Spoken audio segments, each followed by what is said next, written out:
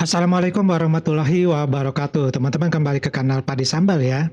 Oke teman-teman, netizen 62 memang bukan manusia biasa ya. Para netizen ini adalah pasukan spesial. Sekali seseorang salah ngomong di internet, langsung jadi bahan investigasi internasional. Hari ini kita akan bahas tentang seorang ustadz di Malaysia yang ya tahu sendiri ya, kasihan sih sebenarnya, tapi ya lucu juga sih. Katanya dia lagi ngomongin, ya lagi nggak ngomongin ya tentang TKI ilegal. Tapi tetap aja dia ya diserbu komentar-komentar dari netizen Indonesia. Kenapa kamu semua orang Indonesia bodoh datang ke lab saya? Itu katanya ya. Waduh, kasar amat nih Ustadz. Itu loh mulutnya kalau bisa dikondisikan sedikit gitu ya. Jangan kayak knalpot brong. Nah, nanti di akhir video live dia akan membicarakan tentang netizen Indonesia. Tapi sebelumnya tonton yang satu ini. Ngomongin apa sih dia sebenarnya? Di luar pasar Borong Meru ni, dia ada kedai-kedai shop lot yang majoriti semua ini peniaga ini adalah warga-warga asing secara majoriti. Kedai makan, kedai rujit, kedai barangan kedai ayam, warga-warga asing. Apa jangan tanya dekat saya lesen SSM atas nama rakyat tempatan. Ini adalah biasa. Mana-mana kalau ada lesen ataupun SSM ataupun buat agreement sewa permis, semua adalah atas nama rakyat tempatan. Ini adalah biasa. Apa tak payah tanya pun. Sebab memang warga asing tidak dibenarkan untuk sewa permis perniagaan, untuk daftarkan SSM, untuk buatkan lesen PVT, memang tidak ada. Tak payah tanya berulang kali. Memang tak. Bermakna kalau kita tengok satu permis, bermakna permis itu adalah milik rakyat tempatan. Bila kita tengok satu perniagaan yang didaftarkan di bawah PVT, apa kena tahu bahawa lesen itu adalah milik rakyat tempatan. Tidak kira Melayu, Cina, India ke orang asal ke Bumi Putra Sabah Sarawak ke, tidak kira. Tetapi adalah rakyat tempatan. Ini permis itu. Baik. Di luar pasar Borong, majoriti semua itu tuan-tuan adalah perniagaan yang dikendalikan oleh warga-warga asing di kedai itu. Dan di bahagian atas, di luar pasar Borong Meru ini, di bawah itu shop lot, atas itu adalah penempatan penduduk. Semua itu bangunan itu tuan-tuan, majoriti boleh dikatakan semua dihuni oleh warga-warga asing daripada kalangan Rohingya dan juga Bangladesh. Ini majoriti dia orang tuan. Apa yang menjadi keheranan kita? Kenapa kerajaan, pihak berkuasa, immigration tak ambil tindakan dan PVT tak sita tempat itu? Dia kena ada dua kerjasama. Ini kerjasama kena ada di kalangan dua pihak. Saya nak jelaskan dahulu. Jika PVT dia ambil tindakan berdasarkan permis, dia boleh sita permis, dia boleh rampas barang perniagaan, dan dia boleh batalkan lesen. Tutup terus permis itu. Tetapi dia tidak boleh tangkap warga-warga asing yang tidak ada dokumen. Jika immigration, dia boleh tangkap warga asing yang tidak ada dokumen, yang salah guna dokumen, yang kosong, yang kerja tempat lain, mai kerja di tempat lain. Ini semua Jabatan Immigration Malaysia boleh buat tangkapan. Tetapi immigration tidak boleh sita dan tutup permis. Nampak tuan? Ini dulu. Sebab itu, kalau nak atasi lambakan warga-warga asing yang berniaga, yang memonopoli perniagaan, yang kendalikan perniagaan ini secara terbuka dan terang-terangan, perlu ada kerjasama G2G government, dengan government ini, jabatan dengan jabatan perlu ada kerjasama, operasi bersepadu. Ini perlu dibuat, tuan-tuan. Sebab apa? Sebab apabila buat operasi bersepadu, barulah boleh sita perniagaan dan buat tangkapan. Tetapi ada pro and con juga.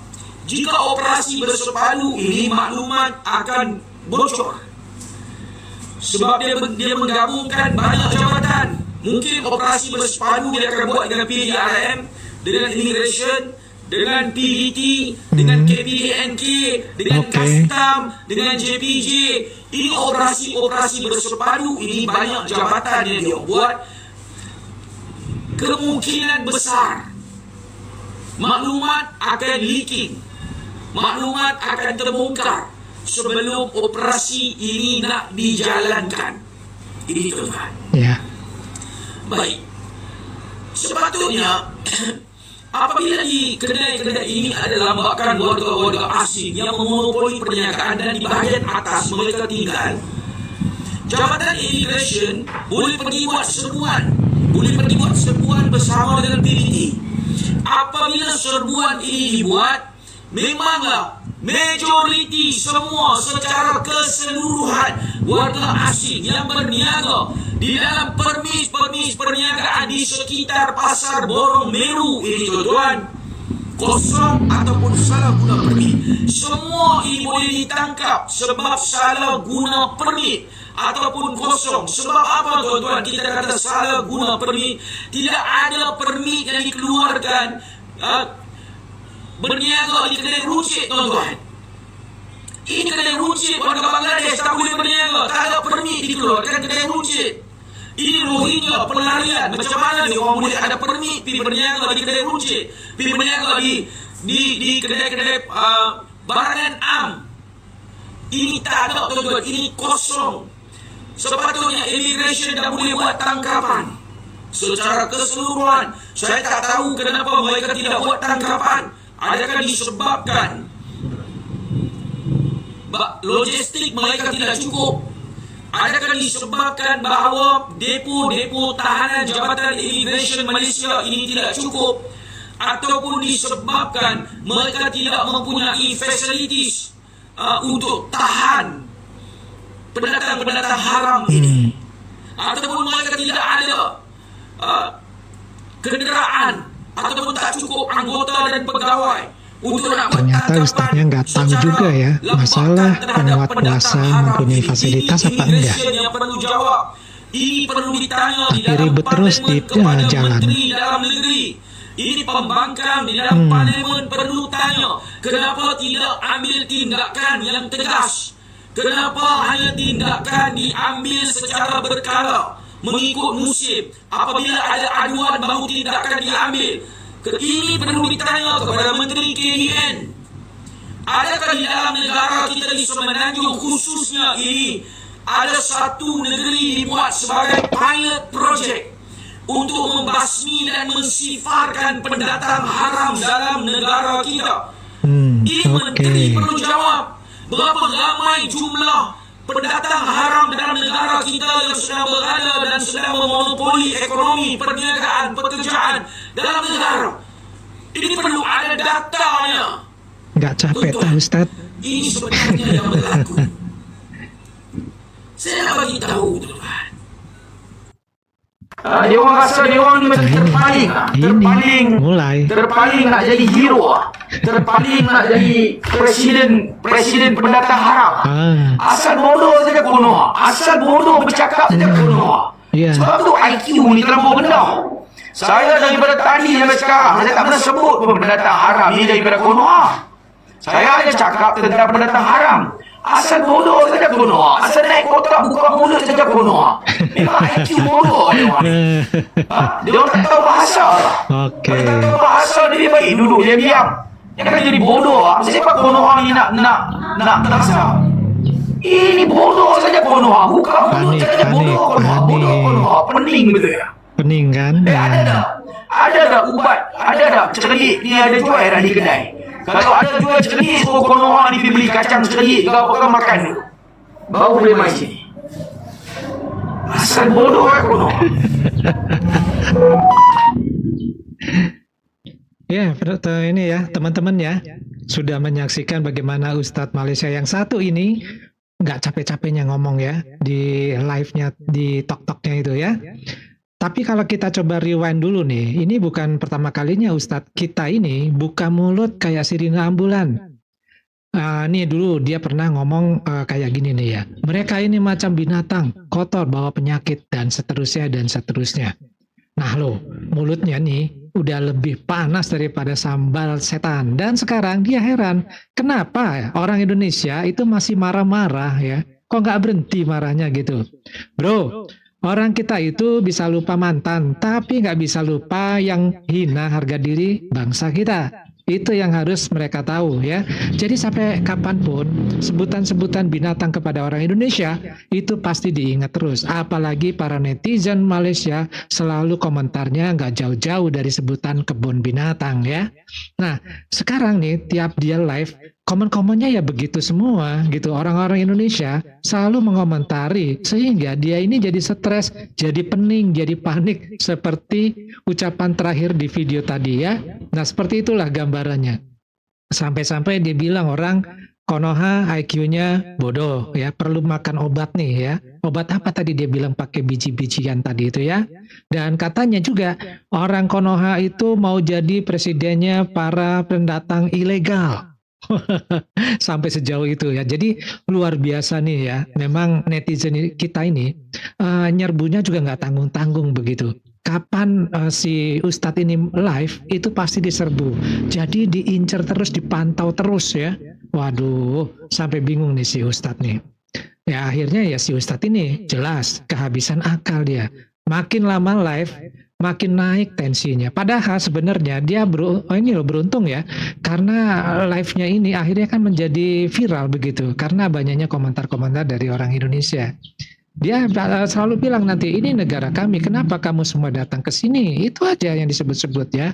WKWKWK, maaf Ustadz, namanya juga internet, bukan warung kopi RT ya. Yang lucunya lagi nih, Ustadz ini suka banget loh ngatur-ngatur warga asing. Padahal ya dia itu siapa sih sebenarnya? Dalam ceramahnya tadi ya, dia mengatakan bahwa yang berwenang itu kan jelas penguat puasa, imigrasi ya, bukan seorang ustadz yang mempunyai sebuah ormas ya.